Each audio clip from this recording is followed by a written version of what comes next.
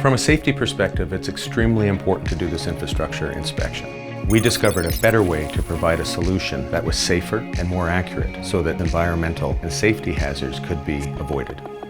The public perception is, if there is a drone in the air, that they are being viewed, and that's certainly not the case. The information that's being collected is very focused on the infrastructure details. We're finding a position to capture these things well, so we may position ourselves over property as such, but we are reading infrared radiation measurements. You cannot actually see through windows. Even when you capture people, you just see a temperature reading. And for optical images, they're very tightly zoomed in. We're looking at things as small as a screw, as small as a rivet, as small as a conductor.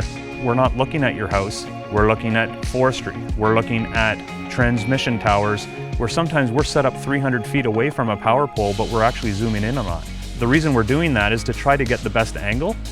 We encourage you to come up and talk to us and say, what are you doing? Really what we're doing is the next level of safety. We understand that it sometimes can be unnerving when you do see a drone over your house, but by keeping infrastructure safe, we keep families safe and better service to everybody.